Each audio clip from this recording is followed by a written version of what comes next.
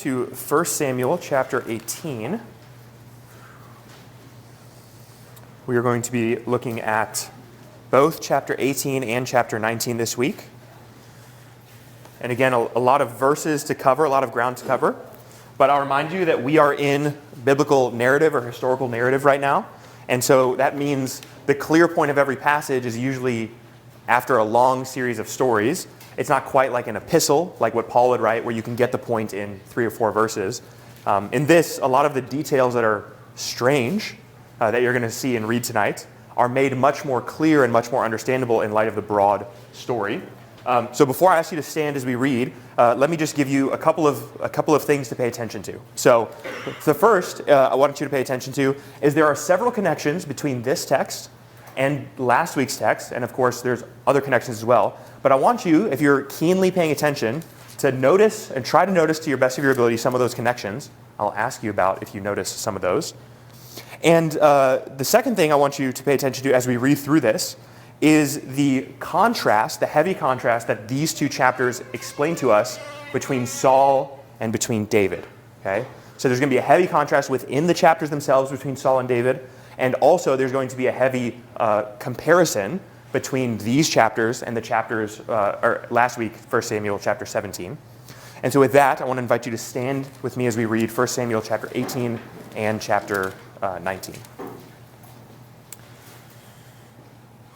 As soon as he had finished speaking to Saul, the soul of Jonathan was knit to the soul of David. And Jonathan loved him as his own soul.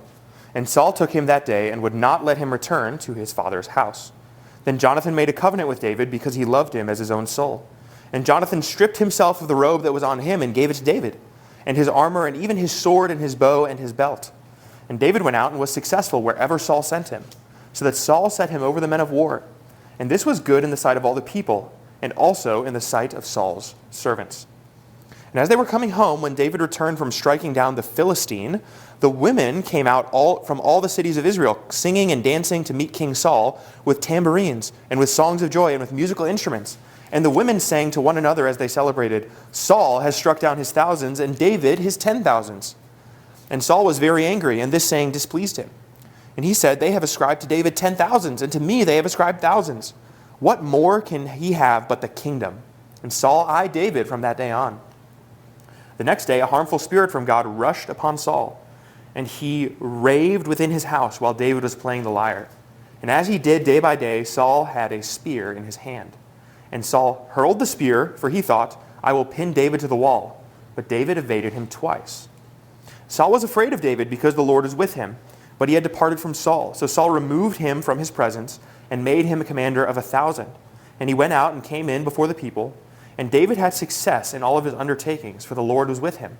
And when Saul saw that he had great success, he stood in the fearful awe of him.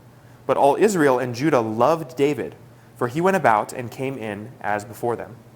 Then Saul said to David, "Here is my elder daughter Merab. I will give her to you for a wife. Only be valiant for me and fight for the Lord's battles."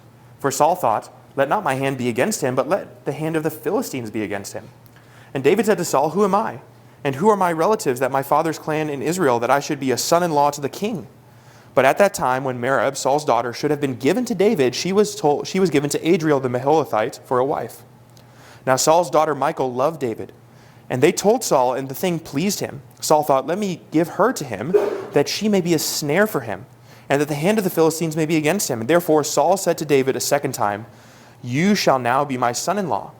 And Saul commanded his servants, "Speak to David in private and say, 'Behold, the king has delight in you, and all the servants love you. Now then, become the king's son-in-law.' And Saul's servants spoke these words to the ears of David. And David said, "Does it seem to you a little thing to become the king's son-in-law, since I am a poor man and I have no reputation?" And the servants of Saul told him, "Thus and so did David speak." And when Saul said, "Thus you shall say to David, 'The king desires no bride price, except for 100 foreskins of the Philistines, that he may be avenged of the king's enemies.'" Now Saul thought to make David fall by the hand of the Philistines. And when his servants told David these words, it pleased David well to be the king's son-in-law before the time had expired. David arose and went along with his men and killed 200 of the Philistines. And David brought their foreskins, which were given in the full number to the king, that he might become the king's son-in-law. And Saul gave him his daughter Michal for a wife. But when Saul saw and knew that the Lord is with David, and that Michal, Saul's daughter, loved him, Saul was even more afraid of David. So Saul was David's enemy continually. Then the commanders of the Philistines came out to battle, and often as they came out to David, he had more success than all of the servants of Saul, so that his name was highly esteemed. And Saul spoke to Jonathan his son and to all his servants that they should kill David. But Jonathan, Saul's son, delighted much in David. And Jonathan told David, Saul, my father, seeks to kill you. Therefore, be on your guard in the morning. Stay in a secret place and hide yourself. I will go out and I will stand beside my father in the field where you are, and I will speak to my father about you. And if I learn anything, I will tell you. Jonathan spoke well of David to Saul his father, and he said to him, Let not the king sin against his servant David, because he has not sinned against you, and because his deeds have brought good to you. For he took his life in his hands, and he struck down the Philistine, and the Lord worked a great salvation for all Israel. You saw it and rejoiced. Why will you sin against innocent blood by killing David without cause? And Saul listened to the voice of Jonathan, and Saul swore, As the Lord lives, he shall not be put to death. And Jonathan called David, and Jonathan reported to him all these things. And Jonathan brought David to Saul, and he was in his presence as before. And then there was war again, and David went out and fought with the Philistines, and struck them with a great blow, so that they fled before him. Then a harmful spirit from the Lord came upon Saul, and he sat in his house with his spear in his hand, and David was playing the lyre, and Saul sought to pin David to the wall with the spear, but he eluded Saul, so that he struck the spear into the wall, and David fled and escaped that night. Saul sent messengers to David's house to watch him, that he might kill him in the morning, but Michal, David's wife, told him, If you do not escape with your life tonight, tomorrow you will be killed. So Michal let David down through the window, and he fled away and escaped. Michal took an image and laid it in the bed and put a pillow of goat's hair on its head and covered it with the clothes. And when Saul sent his messengers to take David, she said, He's sick. Then Saul sent the messengers to see David, saying, Bring him up to me in the bed, that I may kill him. And when the messengers came in, behold, the image was in the bed, with the pillows of the goat's hair as its head. And Saul said to Michal, Why have you deceived me thus, and let my enemy go, so that he has escaped?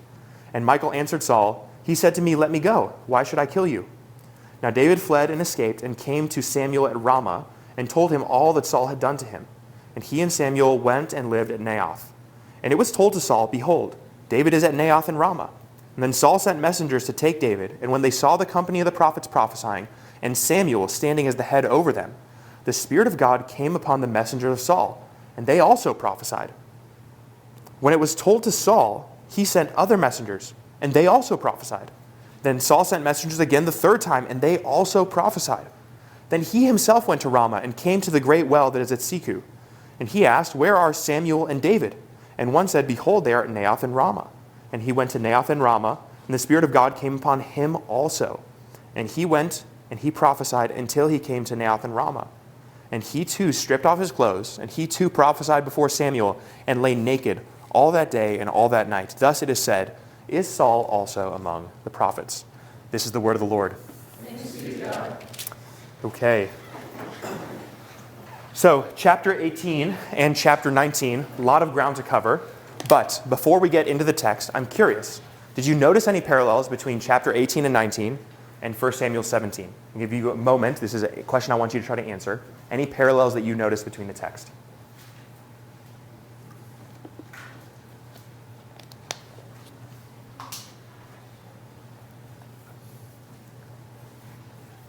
Let me ask a more leading question. What weapon is Saul carrying in chapter 18 and 19? Spear. Who's the last person we saw have a spear? Goliath. Who does Saul wield his spear against? Who's Goliath going to wield his spear against? Okay. In chapter 18 and 19, Saul makes two separate promises that he fails to upkeep. Do we see something like that in chapter 17?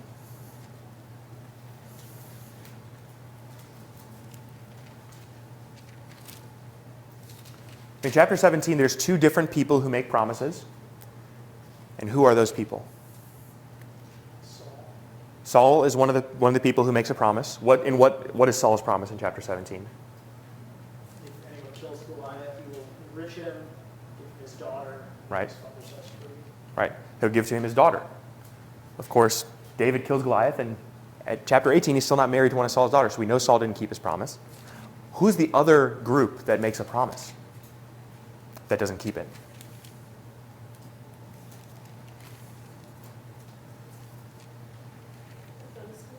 Yeah, Philistines.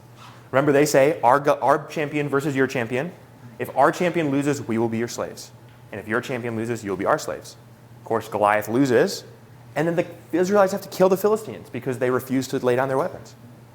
So there are just some of these parallels that you'll see. And I hope as we go through this text, you're going to see how the author is narrating heavy, heavy poetry or heavy, heavy imagery into this text that just echoes all throughout the narrative of Genesis all the way into the text that we're reading. So those are some of those parallels, and that's actually going to cover a little bit of ground for us because the first thing I want you to notice is that Saul's anger towards David is irrational. It's totally irrational. And every character in this story tells us that it's irrational. For instance, when the women come out singing, it is clear that they come out to meet King Saul and sing his praises. And they use a particular formula. This formula, by the way, in no way indicates that they're glorifying David over Saul. It's a typical Hebrew poetry formula to name the first and the second. But what Saul gets stuck on is that David gets credit at all. But of course, David's one of Saul's soldiers. So Saul's getting the credit the whole way through that text. Saul has won, and David has won, and David is Saul's lesser. So actually, Saul's getting credit during that whole song. But Saul is being irrational.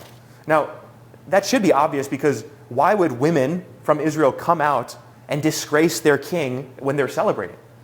That's not what's happening. Saul is delusional, which is why he interprets these events as he does. The same thing, Jonathan basically adopts David as a son of Saul. He gives him his cloak and his sword and all of his armors. So David is being received as a son of the king. Jonathan receives him. Almost 3 of Saul's daughters marry David. The third one does. And that daughter who marries David is friendly towards him and even favors David over her father, siding with David. And of course, this shows you that Saul's behavior is totally irrational. He is jealous, and his jealousy is driving him towards just hard-hearted, foolish behavior. And this shouldn't surprise us, because in chapter 15, in chapter 15, Saul is stripped of the Spirit of God, and David, of course, is anointed with the Spirit of God, and Saul is smitten by this evil spirit who goes to him after he's stripped of the Holy Spirit. And this evil spirit afflicts Saul many, many times. And in fact, there's a detail that I skipped over in chapter 17, but is kind of reintroduced a couple of times. So in chapter 16, at the end of that chapter that Brian covered, David is introduced to Saul and serves at Saul's side. Then in chapter 17, when David meets Saul again, Saul says, "Who is this guy?" And what the critical scholars often say is, well, this is 2 different traditions. One is a myth about David, the other is a myth about David. And whoever stitched this book together in the 3rd century BC, they made a mistake. They just overlooked this detail. They didn't blend the stories or harmonize them, and they missed it. And so, of course, this is 2 incompatible narrative accounts. Now, the Masoretes, which is the group that is probably responsible for stitching together all of the canon of Scripture, but the Hebrew scholars in general are not necessarily known for being sloppy. They were careful copiers of the text. And so the idea that they would have stitched 2 traditions together and unknowingly introduced error and then just shrugged their shoulders and kept it going is almost unthinkable. Almost unthinkable. So what's more likely is that what we have in the text is explaining this detail for us. Saul is raving mad. And so when he meets David, David's serving him. Okay, well then when he meets David later on, he's a lunatic. He's being afflicted by a spirit. And so it's not uncommon for him to not recognize someone who he should have otherwise known, or even someone who he's been introduced to before. So it's not that hard to explain these details because the text gives us a lot of data that helps us to explain it. Anyway, all of these things are details that I want you to just kind of keep paying attention to because this narrative is really layered. So the first thing, again, is that Saul is jealous really without justification at all, and that's true throughout the text. His jealousy drives him on at least several different occasions to try to take David's life. The first one of those occasions is in verse 10, where there's a harmful spirit, and in verse 11 it says that Saul hurled the spear at David, and David evades him twice. Now it's not clear if it's twice in the same day, or twice within the same week, or just 2 different periods before the rest of the events take place. But at least 2 different times Saul tries to kill David with a spear, and then he does the same thing again afterwards in verse 10. of chapter 19, Saul sought to pin David to the wall with a spear, but he, that is David, eluded Saul so that he struck the spear into the wall. And remember, that chapter 19, verse 10 scene takes place after Saul has just promised that as the Lord lives, he shall not be put to death. Now, if you're familiar with the New Testament, there's this scene in the book of Acts where one of the heads of the Sanhedrin basically says, we should let Jesus live and let this Christian movement go. And if the Lord is against them, they're going to fail. And if the Lord is with them, they'll succeed. We can't stop it. And then there's like a parenthetical note from the author. It's like, and so-and-so being the high priest did not know that he prophesied in accordance with God. And so even though that figure is antagonistic towards the people of God and doesn't want them to succeed, he is still saying true things. And I want to say, the author almost makes that kind of parenthetical note in chapter 19, verse 6, because what Saul says is, as the Lord lives, he shall not be put to death. And that is kind of true. David successfully evades Saul multiple times. So even though Saul might not have intended his words or meant them, God does see to it that Saul's words do come true. So Saul, speaking as the king and in the office of a kind of king prophet, he does speak truth, whether he intends to or not, right? Whether he stands behind his word or not. So those are some details about Saul. The next thing I want us to take a look at is this scene where David marries Michal. This is another way in which he's introduced into the family of Saul. Now, again, this is technically the third daughter that David is kind of finally linked to. It's not clear in 1 Samuel 17 if that daughter is married off and then the other daughter, Merab, is then remarried to someone else, or if Merab is the daughter who is in view in 1 Samuel 17. But either way, Saul promised to David that he would be able to marry his daughter. David defeats Goliath. He doesn't do it. Then Saul again comes to David and says, "Here is my daughter. Only be valiant for me and fight." And Saul wants David to die at the hands of the Philistines to try to earn the daughter. And of course, David is not given this daughter because Saul gives the daughter to someone else when she was supposed to be given to David. And then it's the third daughter who David finally wins the bride price for, and Saul is forced to give her to David. Now, there's an Old Testament story that is like this, where there's a man who has these daughters, and he tells one of the main Old Testament figures, one of the Old Testament patriarchs, "If you serve me in such and such a way, I will give you my daughter." And then when it comes time for the wedding, he pulls a fast one on him. You know the story. It's the story of Jacob and Leah and Rachel, the founding of Israel. So David is the true king of Israel. And here, as he's going to marry his wife, he's being kind of introduced in the same way that Jacob is introduced to us in the biblical text, where Jacob has this feud with Laban to marry Rachel, the daughter who is beautiful in his eyes. He's duped, and he has to marry Leah first and then Rachel. And David is duped in a similar way. He doesn't marry two different daughters, but he gets a promise from the king. The king revokes the promise without talking to David, and then you have the same thing going on again. Now, this story also echoes of the story of Judges where Samson is going to win a daughter of the Philistines for himself. And he barters with the Philistines, and he beats them. He wins a bunch of clothes. He slays a bunch of Philistines to get their garments and give them to the Philistines who tricked him. And then ultimately what happens is that daughter is married off to someone else, and Samson doesn't get to marry his wife. And now David is obviously not the same as Samson, but the same imagery is at play here because it's the same enemies in view, Philistines in both cases. It's the same bride price that's demanded in the sense that you have to go and get these garments from the Philistines. Or in the case of Saul, he says, "Go get these foreskins from the Philistines." And of course that means you have to kill them in order to do that. And David fulfills it and gets it. And in this case, though, he gets the girl. He is given Michal as a bride price. And then if you trace this Michal story through into chapter 19, Michal makes sure that David escapes. Now, I'm going to pause again here. I'm asking you for one more Old Testament reference. When Michal is giving David the escape, who does she sound like from the Old Testament? So I'm going to reread this again. I'm going to buy you some time, but I want you to think about this. Saul sent messengers to David's house to watch him, that he might kill him in the morning. So we're at nighttime right now. Michal, David's wife, told him, "If you do not escape with your life tonight, tomorrow you will be killed." So Michal let David down through the window and he fled away and escaped. Michal took an image, laid it on the bed, and put pillows of goat's hair, and its head covered it with its clothes. And when Saul's messengers came to take David, she said, he's sick. And then Saul sent messengers to see David, saying, bring him with me up to me in the bed, that I may kill him. The messengers came in, and behold, the image was in the bed, with the pillow of goat's hair as its head. And Saul said to Michal, why have you deceived me thus, and let my enemy go, so that he has escaped?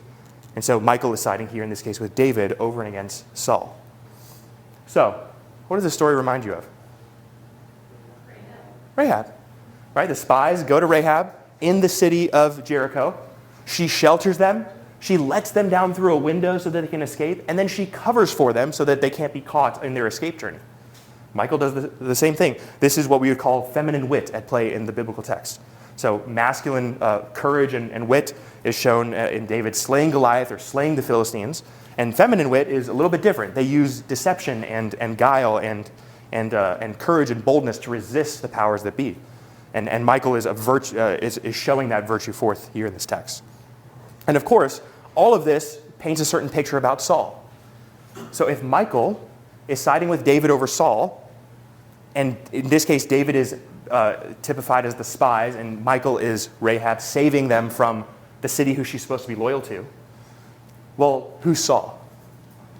In that allegory, Saul is the city of Jericho, doomed for destruction. And of course, we know that. In 1 Samuel 15, Saul is torn from destruction, and he will be torn from the kingdom, and ultimately he will be killed. But that same imagery is true in the text, right? Saul's chief weapon is wielded against David as a spear. And if you just look back at chapter 17, the guy with the spear and all the power is the one who David ultimately triumphs over, because God gives him into his hand. And all of Saul's family sides with David. So the whole motif is Saul's desperately clinging to power over and against what he should be doing, which is welcoming in the Lord's anointed. Now let me make one New Testament parallel to this, and then I'll try to trickle this down into today. This same dynamic, you might have discussed this last week in group, this same dynamic is at play between the true king of Israel and the religious leaders of his day. Jesus faces off against the Pharisees in much this same dynamic. He's the anointed king, but he doesn't yet have the power of the kingdom, and yet he has the heart of the people and the love of the people, and he leads the people and he teaches them. And what do the Pharisees do in response to Jesus winning the hearts of the people, teaching them truly? The Pharisees seek to kill Jesus in multiple different ways and in multiple different venues. They seek his life. In Luke's gospel, we are told about a time where they seek his life as early as Luke chapter 4. But ultimately, what they do is they turn Jesus into the state and they have him executed, not really because of good reasons, but because they're jealous of Jesus. They're jealous of what he represents, which would be the true king usurping the authority that they really have in Israel, disturbing the peace that they have with Rome, which gives them the power and the wealth that they hold fast to. And it's not hard to see how Saul and David is imaged into the New Testament with Jesus and with the Pharisees, where the Pharisees stand as this power structure that is necessarily coming down and showing forth its corruption. And Jesus, who's the truly anointed king, and yet not sitting on his throne yet, and yet in every way he's being spared, his life is not being taken, and he has in every way the heart of all these people to be preserved and to be kept. And ultimately, though, Jesus does go to the cross and die. And what this ultimately then highlights is this beautiful picture that David begins to show forth for us. So in the way that the Lord preserves David through these verses is just really the seedbed of what you're going to see for the rest of David's life into David's kingdom, and ultimately even when David sins against the Lord and against his people, the Lord continues to strive with David and give him favor. In fact, it's very Joseph-like how favorable David's outcomes are, even though really the powers that be are against him. And that's true in Jesus' life as well. Jesus has the providence of God on his hand to have favor with the people, and ultimately, he's not given over to the corruption of death, but he is raised on the third day from the grave and given victory and triumph, and he's vindicated as the true king. And this is because he entrusted himself to the providence of God. He entrusted himself to the Father's hands, and he's vindicated for it. And I would say then, in both the way that David foreshadows trusting in the providence of God, not striking out unjustly, and in the same way Jesus does, even though Jesus has even more grounds to do it with the Pharisees, we should also, as Christ's people, as ones who are sitting in his kingdom and united to him as his body, we should embrace that same trust in the providence of God. We are to submit ourselves to his loving hand. We are to trust in his good graces to give us all that is needful for us. And in that way, we're encouraged not to be tempted to jealousy like Saul is. And we're told to be content in our status in life with what the Lord has given to us.